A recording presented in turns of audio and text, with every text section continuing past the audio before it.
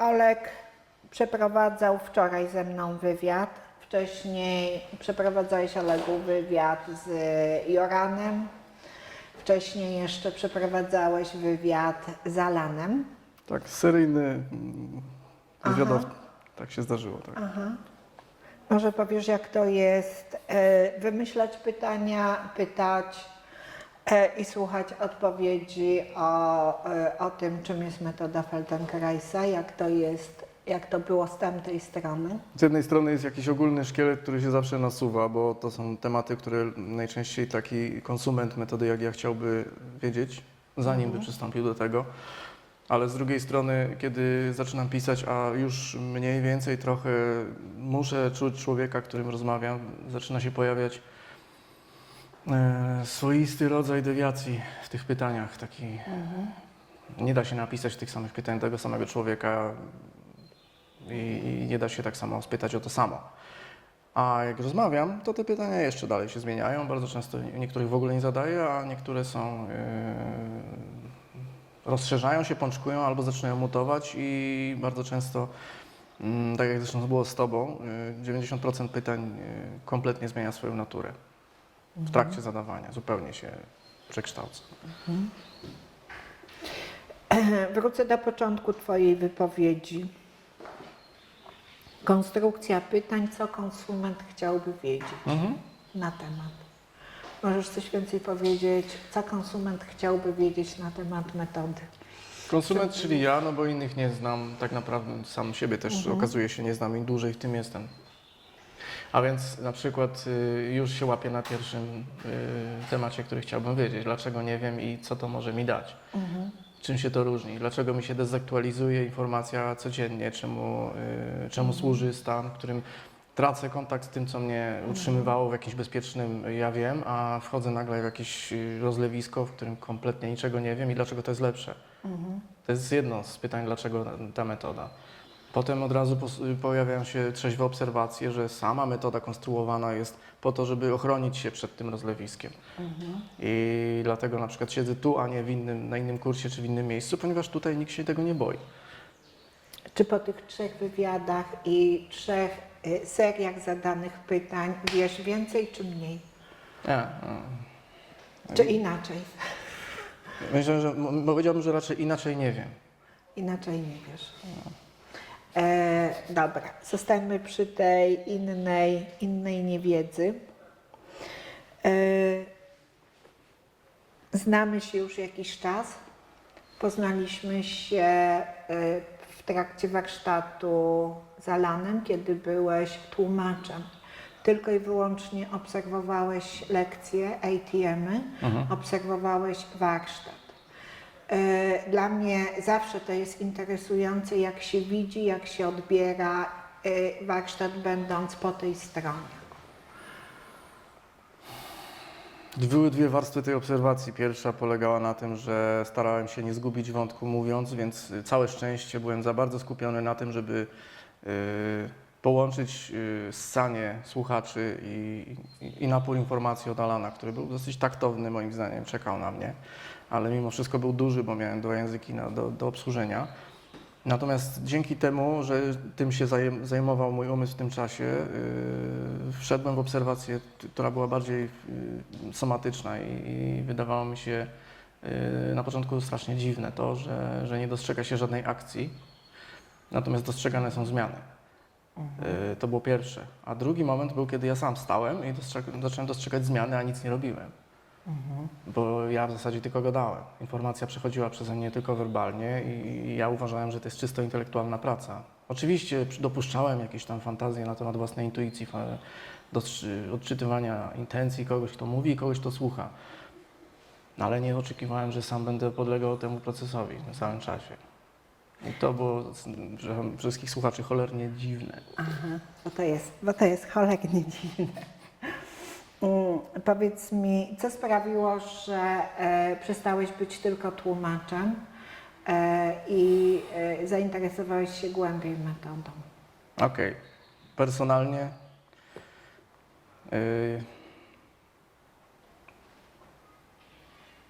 zmiana, której się nie dało zakłamać i sposób, w jaki się tą zmianą operuje, jak się nią bada. Czyli w sposób zbudziło moje zaufanie taki trochę pozbawiony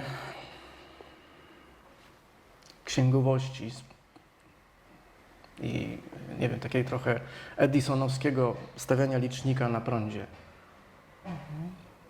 To był taki teslowski podejście do elektryczności. Jest wszędzie i tylko trzeba umieć ją czytać. I szczerze mówiąc, tak życiowo i społecznie zawsze o to mi chodziło. A opomijając to, co widziałem na własne oczy, w jaki sposób chłopiec, który nie potrafił nawet leżeć, zaczyna siadać. I z drugiej strony potem egoistycznie sam patrzę, że coś, co prześladowało mnie korporalnie, czyli nie wiem, odkrywam momenty, po pierwsze nagle odkrywam sytuację, która jest dla mnie niewygodna, zaczynam pozwalać sobie na bycie tym, kim jestem, odkrywam, że nie pozwalałem sobie na to, że być kimś takim. To są nieograniczone psychologiczne zyski, które się pojawiają codziennie. Mogę tak mówić długo. Pociągnę ten temat głębiej, dlatego że większość ludzi, która do mnie przychodzi ze świadomością, że czegoś szuka, chce pracować z ciałem. Ty zostałeś wrzucony w to, dokładnie. jakby bez uprzedzenia, nawet wbrew swojej woli. Nawet się broniłem wielokrotnie. Nawet się broniłeś, bo zawarliśmy kontrakt, że będziesz tłumaczem. Tak.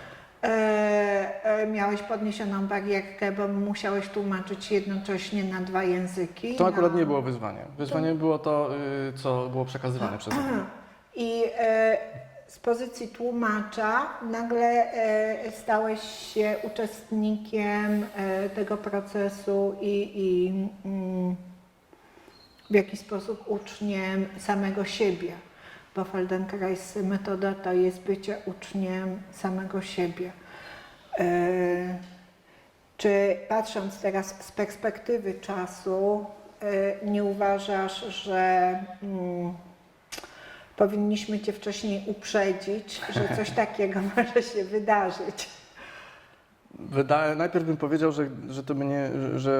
że to w zasadzie by pogorszyło sprawę i że najlepsze, co mogliście zrobić, to że podejrzewam, że sama nie wiedziałaś, że tak Sama nie wiedziałam. No więc jak mogłaś mnie uprzedzić? To jest pierwsze.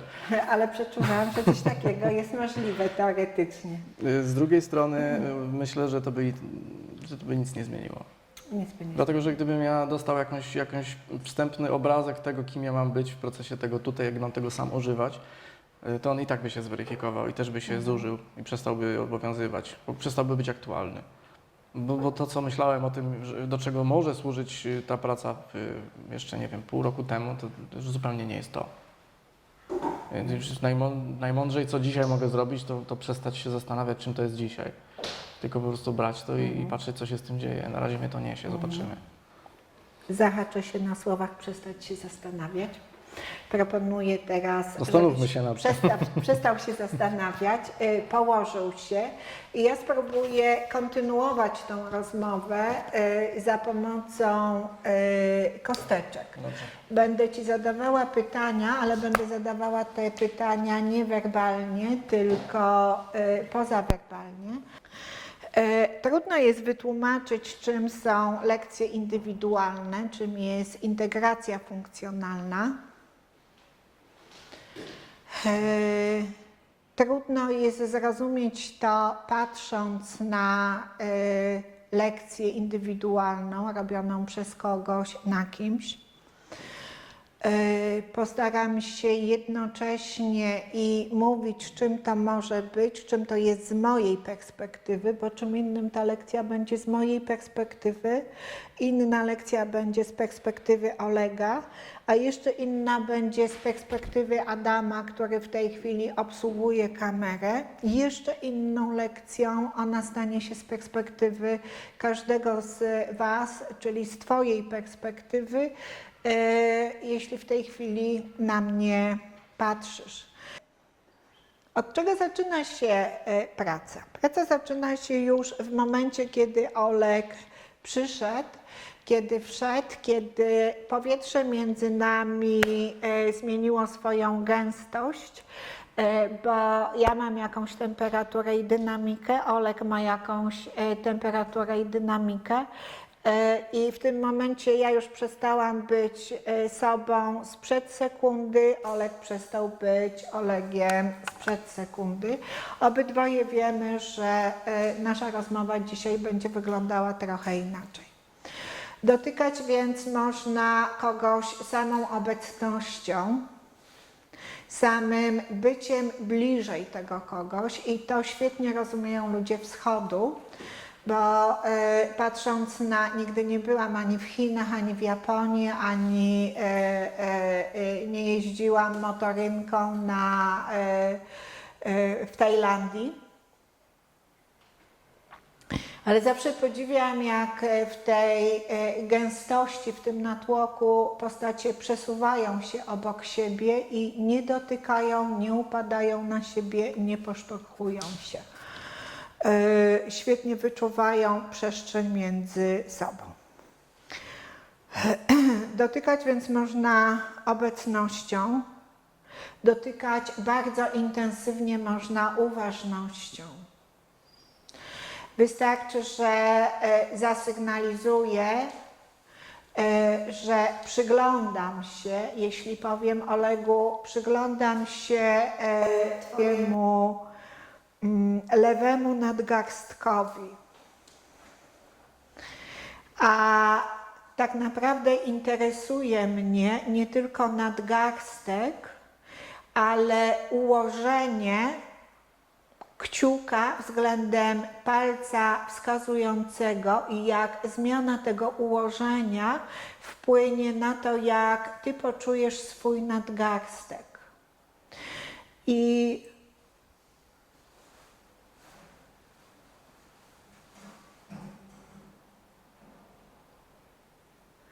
ta moja uważność, to moje patrzenie i poinformowanie Olega, na co patrzę w tej chwili i czego w tym patrzeniu szukam, być może sprawiła zmianę w obrębie struktury. Być może sprawiła zmianę, jak Oleg jest i kciukiem, i palcem wskazującym, i dłonią, i nadgarstkiem.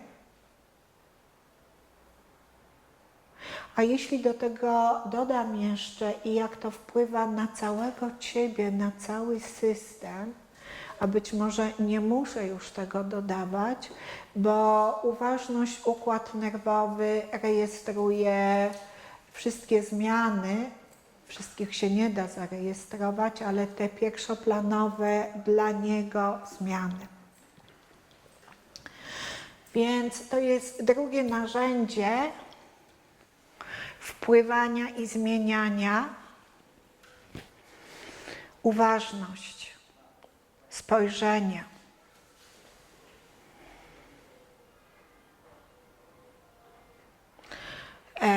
Można posługiwać się głosem. Rezonujący głos, sposób modulowania mówienia również wpływa na układ nerwowy. Fale dźwiękowe to jest ruch, który zaczyna się dziać. Dźwięk, głos wykorzystywany był bardzo często w medycynie ludowej. Głosem, dźwiękiem pracowały znachorki.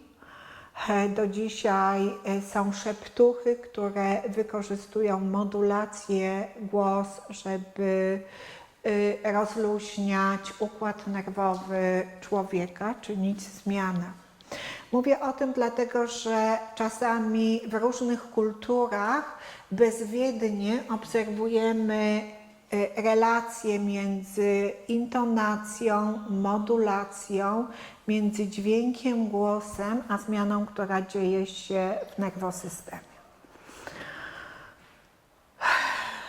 Na tym opiera się muzykoterapia, na tym opiera się wiele wspaniałych terapii, jak terapia dźwiękami Tomatisa. Dźwięk wykorzystuję wtedy, kiedy chcę zwiększyć poczucie bezpieczeństwa człowieka, z którym pracuję, więc bardzo często robię to z małymi dziećmi. Bardzo często robię to, jeśli człowiek, który do mnie przychodzi, czuje się zaniepokojony. Bardzo często mówię, informuję, co robię.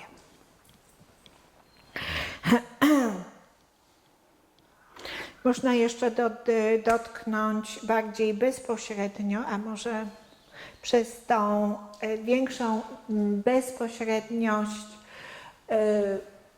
mniej intensywnie, czyli dotknąć za pomocą swoich dłoni. Dotyk jest jak pytanie, więc będę Cię, Olegu, pytała. Pierwsze pytanie to jest moje pytanie, które zadaję Tobie, czy mogę Cię pytać w ten sposób? Czy mogę pytać Cię poprzez dotyk? To może być zbliżenie mojej dłoni do barku.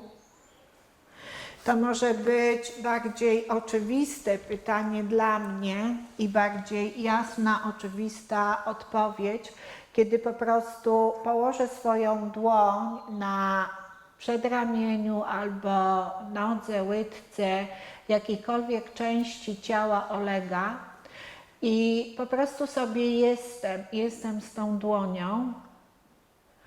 I przez jakiś czas obserwuję relację układu nerwowego Olega na dotyk.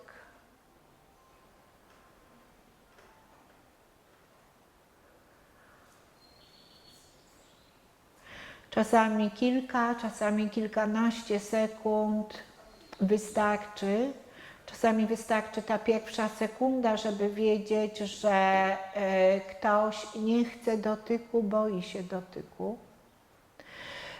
Jeśli czuję, że ręka pod moją dłonią, to miejsce pod moją dłonią nie napina się, wręcz przeciwnie, staje się bardziej ciepłe, miękkie, wtedy tu już wyraźnie poszło zaproszenie. Nie wiem, na ile Ty to poczułeś, ja to poczułam bardzo wyraźnie, kiedy wręcz kości rozsuwają się, ręka rotuje się, jakby wskazując, jakby układ nerwowy Olega, bo to jest rozmowa, to jest dialog. Więc w jakiś sposób dostałam informację, idź dalej w tej rozmowie, za długo czekasz, za dużo czasu tracisz na to puste gadanie.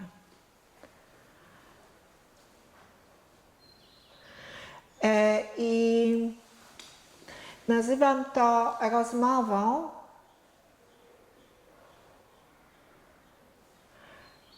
tak naprawdę to jest rozmowa.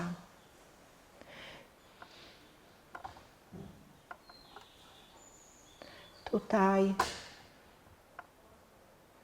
na moment był chropowaty ruch.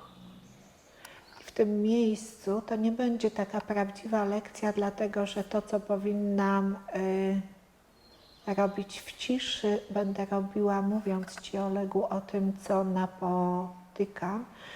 Więc tu był taki moment utraty pełnej płynności ruchu. Ale teraz już wszystko miękko się toczy.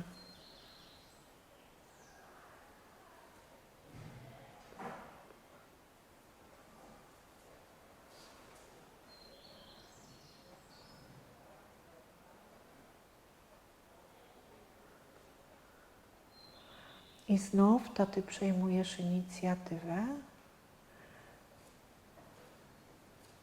Twoja podświadomość może, Twój układ nerwowy.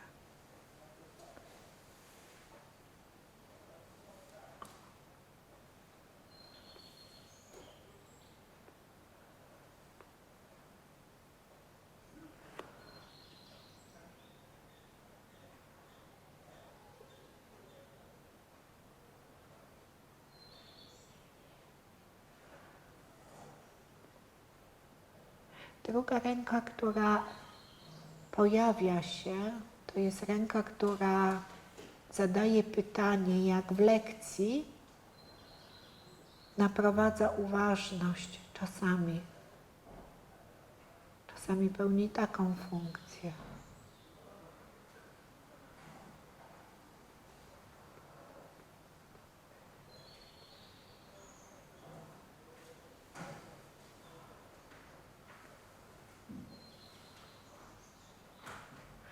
I cała lekcja, cała rozmowa może toczyć się tylko przy tym ruchu rotacji i nie będzie nudna. Ani dla mnie.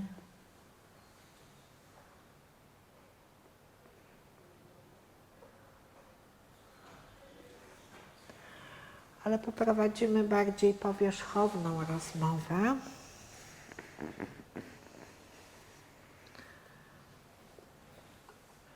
Może nie do końca. To jest pytanie o przestrzenie, zakres ruchu, kierunek ruchu.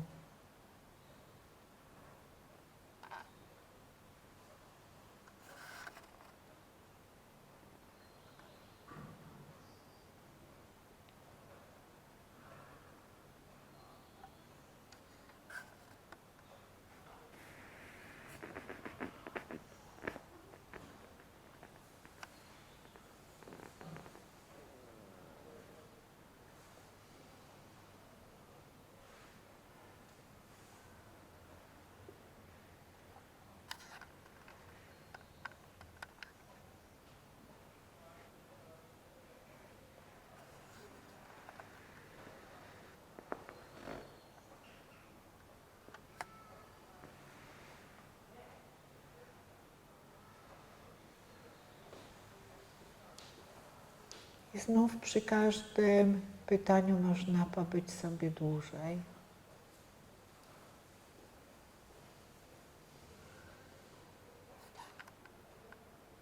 Spytacie się, po co te pytania?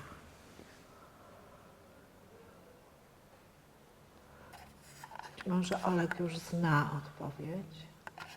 Po to, żeby być ze sobą bardziej.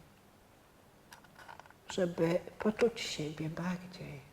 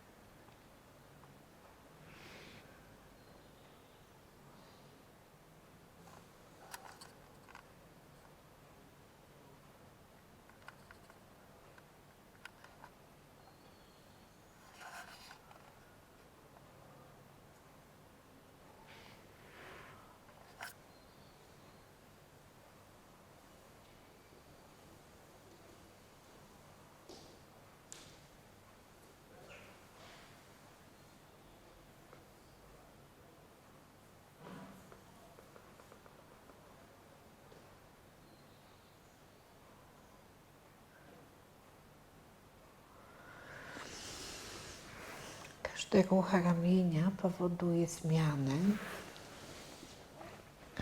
Te same pytania zadam, ale z innej perspektywy.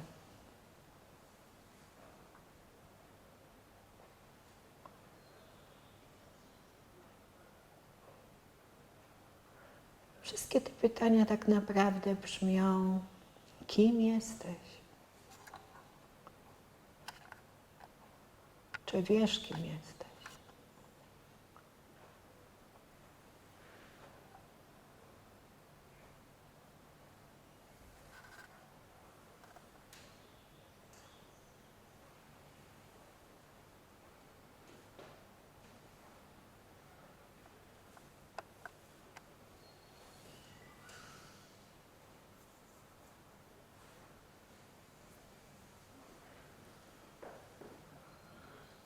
Troszkę już lat żyjesz,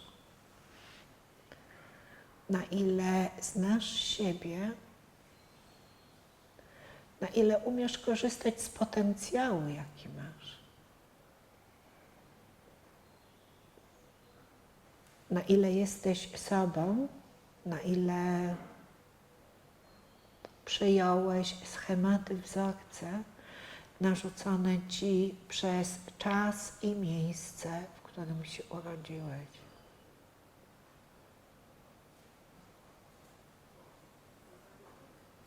Oczywiście te moje pytania w tej chwili są w celach edukacyjnych dla Was, żebyście wiedzieli, po co tak naprawdę dotykam i przesuwam te kosteczki. Olegowi to zaburza proces bycia.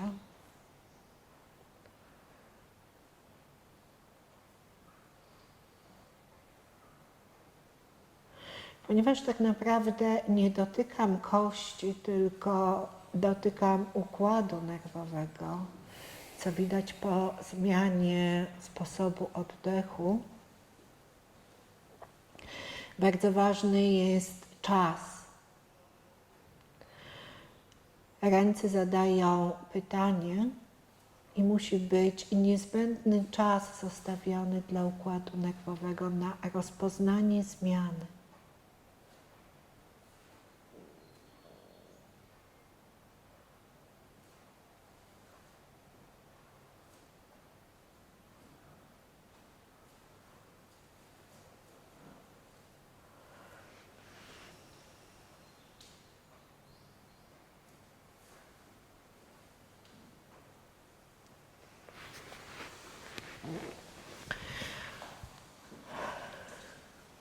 Teraz jest chwila wahania, bo mogę zostać przy tej samej półkuli, mogę przejść do innej.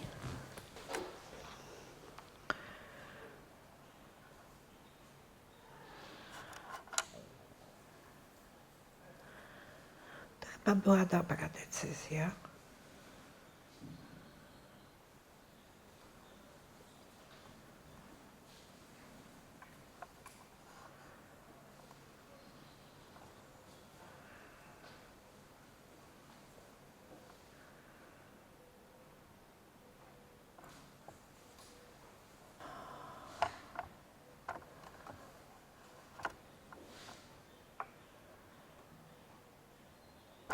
Czasami w rozmowie jesteśmy bardzo niedosłowni, lapidarni.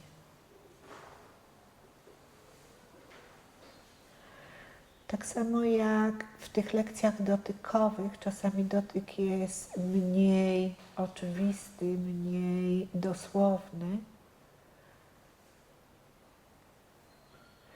ale przez tą lapidarność zostawia więcej swobody dla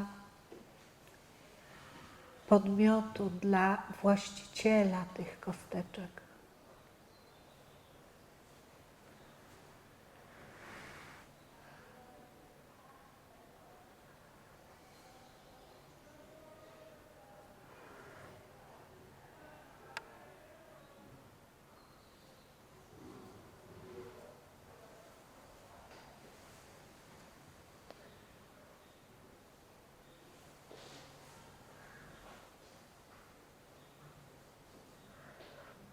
Tak jak słowa w rozmowie, nawet jeśli są to najpierw tylko pojedyncze słowa, później zaczyna się to wszystko łączyć w jakąś całość, ciąg, jakiś sens. Tak samo jak tutaj, najpierw dotyk kosteczki, sprawdzenie, czy jest w ogóle przestrzeń na ruch, czy jest zgoda na ruch. Zadanie pytania o to, jak ruch rezonuje w ciele. Później dookreślam, konkretyzuję, obracam kosteczkę i dodatkowo wprowadzam drugi kierunek zwiększenia kontaktu kości z panewką stawu biodrowego.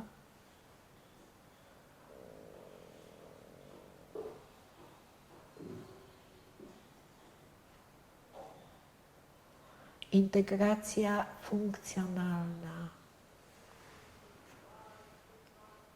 Żeby układ nerwowy wszystko sobie łączył w jedną całość, oddzielał co nie jego, co narzucone mu w procesie życia, usuwał zbędne rzeczy,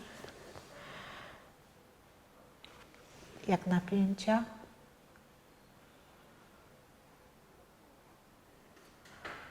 jak kolce ochronne, jeśli nie są już potrzebne. Ja na to nie mam wpływu, ja tylko zadaję pytania. Ja tylko poruszam kosteczkę, a układ nerwowy sam decyduje. Pytana osoba sama podejmuje decyzję.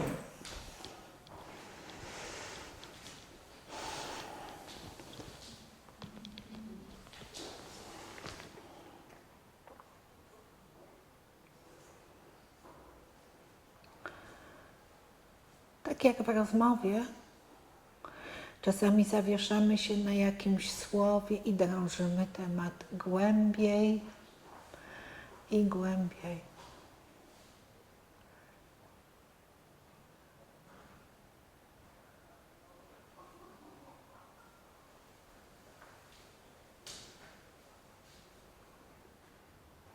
O całość.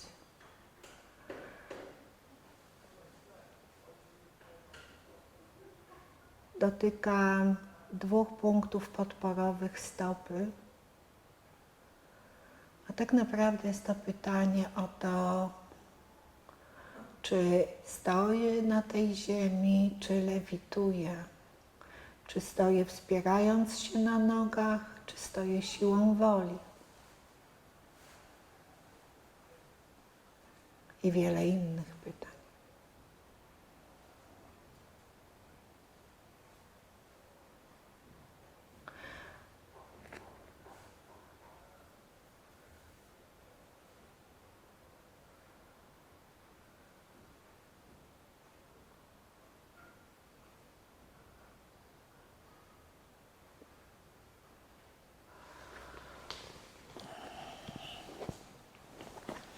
Każde dodatkowe pytanie wpływa na cały system. Mało tego, na wszystkie inne systemy połączone z tym systemem.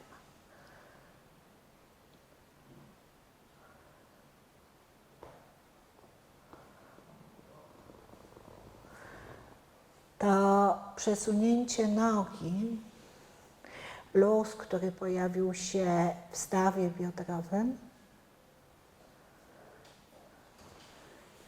albo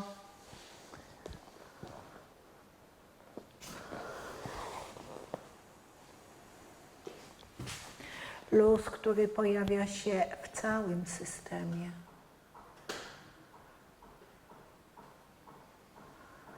Może zaowocować zmianą pracy, innym rodzajem rozmowy z żoną, dzieckiem.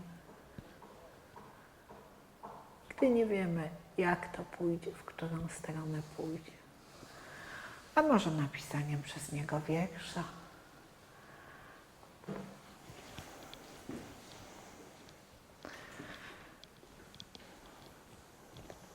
Ale ja jestem tylko od kosteczek.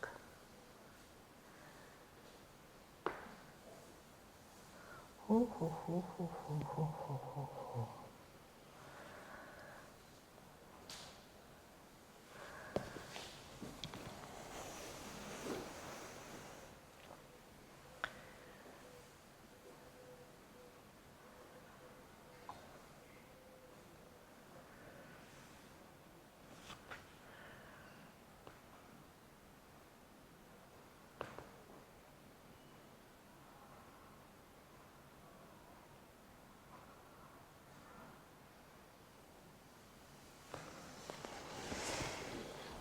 Czasami, żeby zobaczyć, czy coś się zmieniło w systemie, trzeba porównać, dotknąć jedną nogę, drugą. Ja to bardziej robię po to, żeby naprowadzić uważność Olega.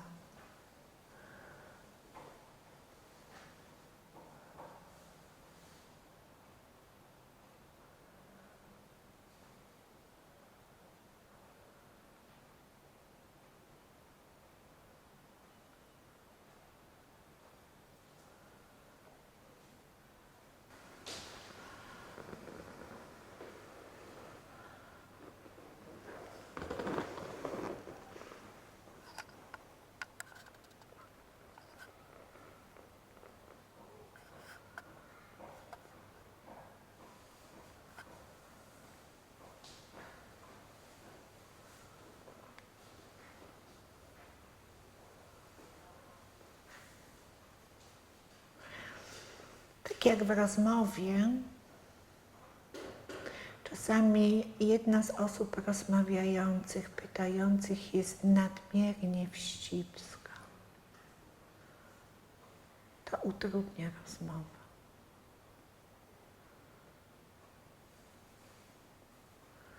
Tak samo w tej pracy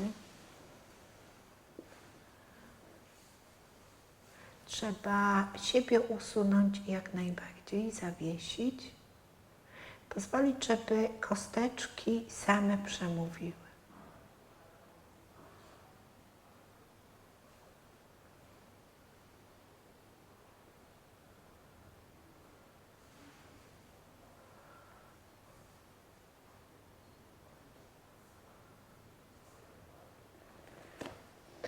Oczywiście dużo zależy od tego, dlaczego przeprowadzam taką rozmowę.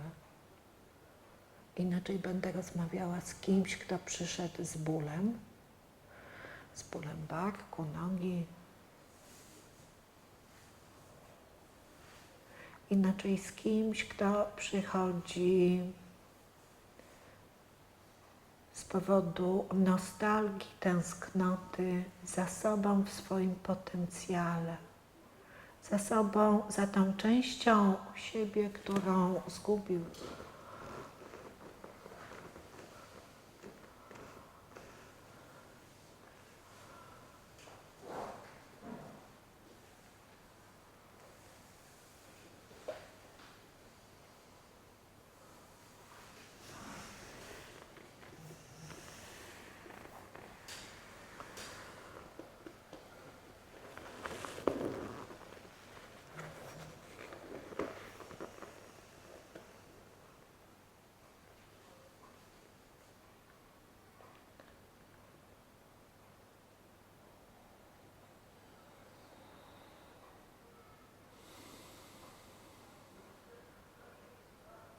I tak jak w rozmowie, czasami rozmawiając z kimś nie słuchamy. Nie słuchamy naszego rozmówcy, bo jesteśmy cały czas w procesie konstruowania swoich odpowiedzi.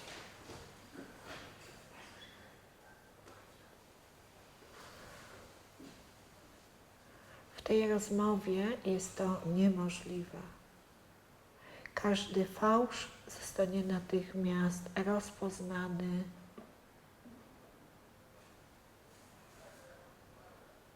w postaci dyskomfortu, który pojawi się w człowieku.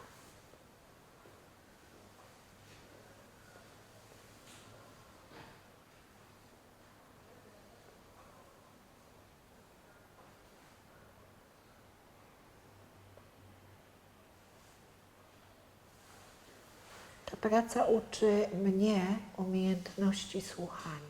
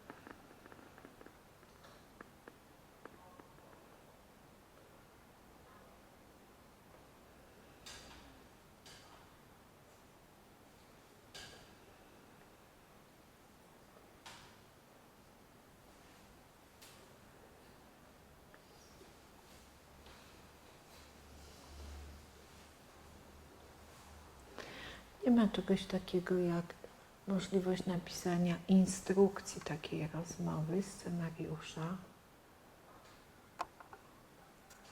Bo każdy rozmówca jest inny.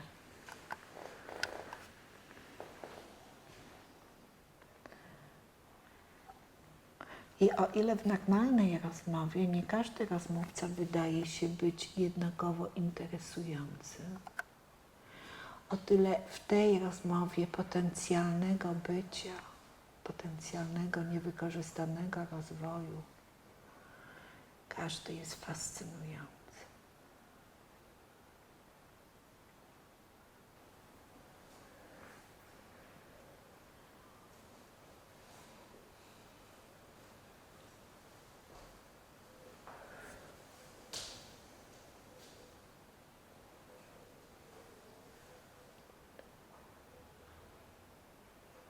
Nadgarstki to jest tajemnica.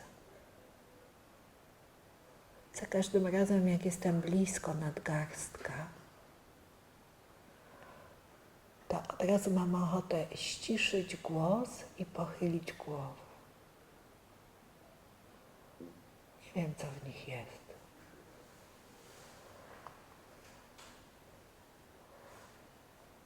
Zapewne chodzi o reprezentację w mózgu.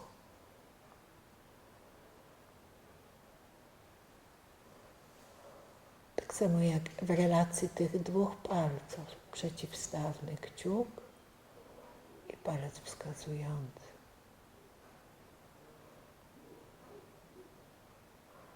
I pozostałe palce wchodzące do systemu. A tak naprawdę, czego dotykam, nie wiem.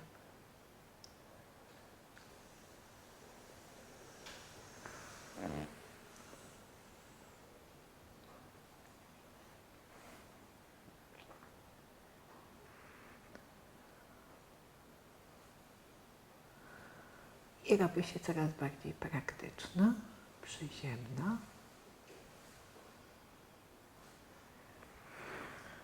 Konkretyzuję pytania, pytam o zakres ruchu w panewce.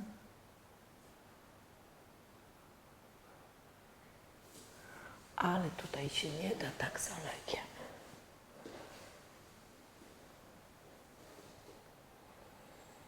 Mówiłam, że się nie da. Nie tego pytania oczekiwał dla siebie.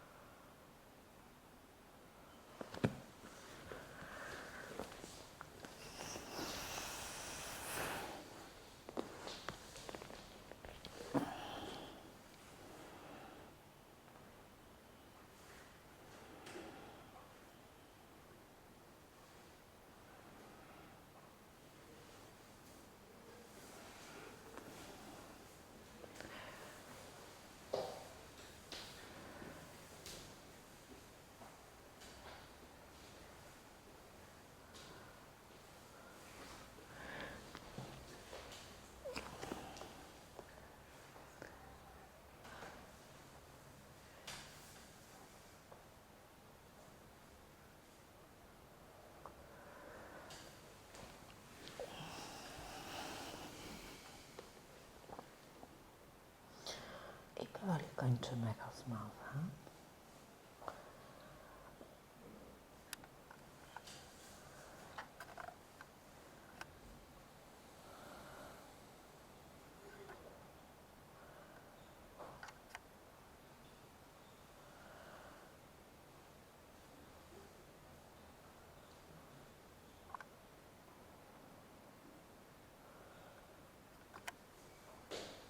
Wszystkie pytania są pytaniami o przestrzenie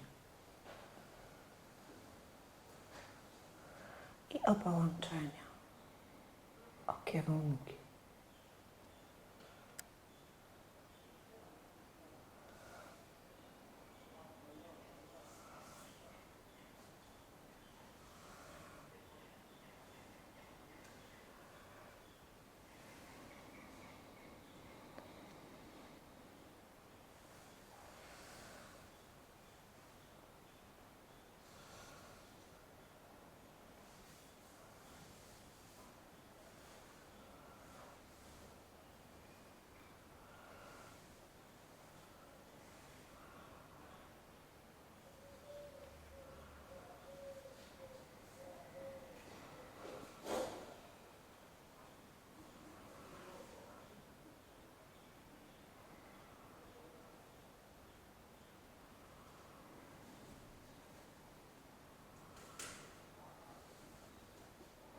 Preferencje.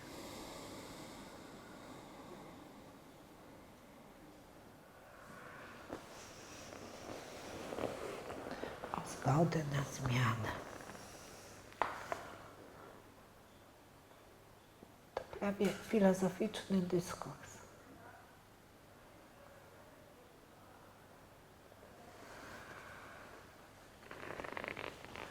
Czasami ontologiczny, czasami aksjologiczny.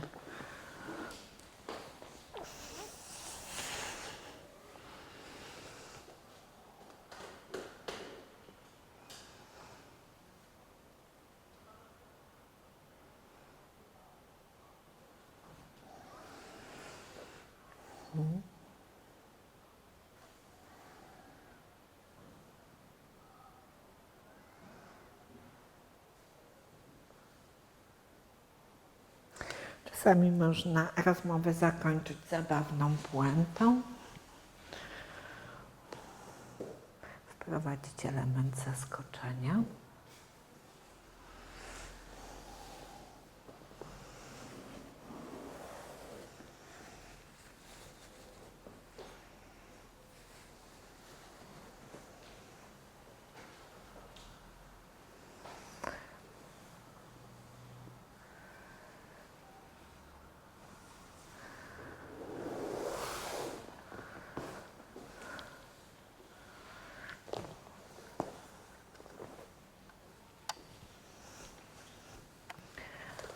Ale tutaj tego nie zrobimy.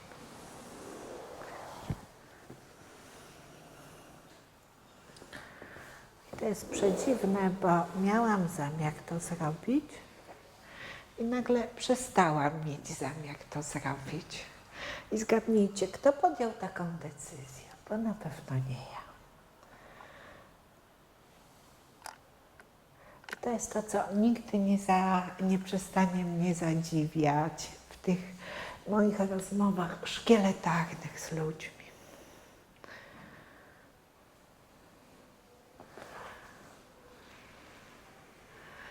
I dziękuję Ci, Olegu.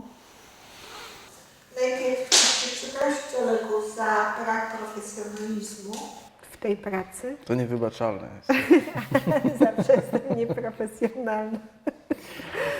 To jest Musiałam włączać swoje komentarze, uwagi z powodu kamery i tego, że tak mały ruch może być nie do uchwycenia. Dla widza. On będzie do uchwycenia dla kogoś, kto siedzi w metodzie głęboko, natomiast dla kogoś, kto tak przychodzi i patrzy, to będzie pytanie, halo, ale co ona w ogóle robi, co tutaj się dzieje, nie? Jakieś czary-mary, gusła. Znaczy, ja się zgodziłem na to, że tak ma to wyglądać. No, To jest- ty się zgodziłeś na to, że to będzie trochę rozmowa pod publiczkę. Taki talk show. Taki talk show, kasteczko. Kosteczkowy talk show. Powiedz mi, na ile pytania kosteczkowe były dla Ciebie klarowne, jasne i czy to były pytania naprawdę? Co to było, co to jest z tej perspektywy, kiedy się jest podmiotem odczuwania?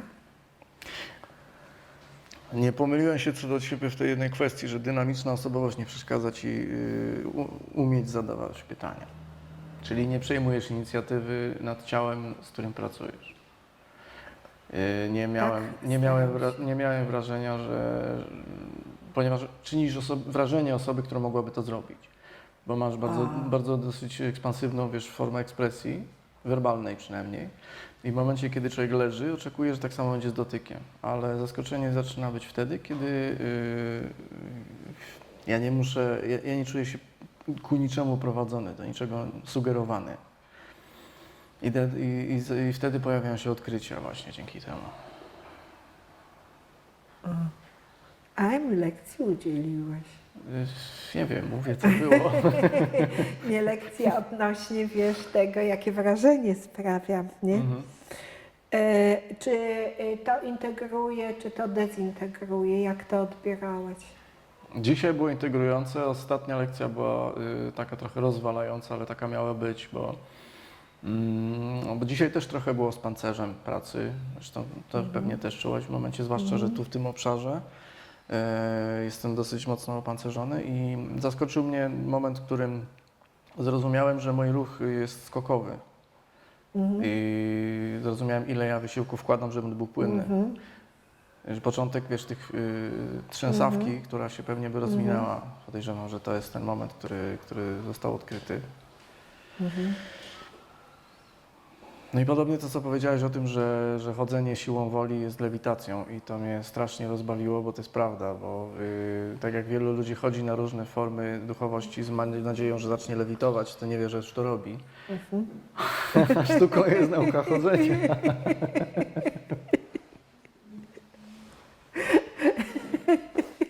Przestanie jest trudniejsze niż lewitowanie. Że to jest bardzo popularna sztuka, ta lewitacja. Bo ja mam generalnie, nie wiem czy mam nadal, ale chyba jeszcze tak jest, że jest trochę jak te lalki zestawami zbudowane, że tu jest taki talerz i tu jest oddzielne i tu jest oddzielne. Trochę tak jakby ktoś mi kiedyś powiedział, zalał betonem nogi. I rzeczywiście teraz dopiero, tu w tej pracy dopiero to się czuje. Że nie używa się nóg, tylko one niejako muszą nadążyć za człowiekiem, za tym, gdzie... No, także ja jeszcze do końca nie wiem, co z tego będzie, wiesz. Ja też nie wiem.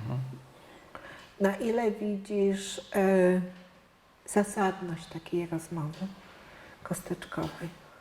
Na ile, czym jakościowo ta rozmowa się różni od normalnej rozmowy i na ilu warstwach Ciebie czujesz, że ta rozmowa się rozgrywa? Czy używać terminu, że ktoś przychodzi z nostalgią, wiesz, i na samym początku tej rozmowy spytałeś, co mnie tutaj przywiodło, wiesz, okazuje się, że dopiero teraz na końcu rozumiem, że właśnie tego rodzaju tęsknota. Tęsknota za czym, za kim? Za sobą. Za tym, żeby nie istniały poziomy niedosłyszane. Jest wszelkiego rodzaju aktywności z ciałem robione są głównie po to, że coś wrzeszczy, ja tego nie słyszę. A tutaj może to nie musi to wrzeszczeć, nie musi zdzierać gardła, to słychać. To jest niepowtarzalne wrażenie.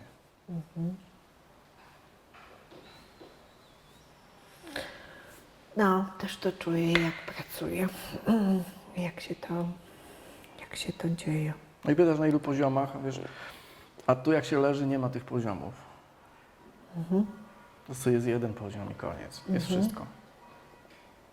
Bez rozdzielenia emocje, intelekt, Wszystko ciało. miesza, wszystko jest. I widzisz, że emocje są w tym łokciu i w tym trzęsącym się nadgarstku. To jest... Dziękuję. W zasadzie nie mam więcej pytań. Chyba, że sam chciałbyś coś powiedzieć. Nie mamy tyle czasu. To dziękuję bardzo.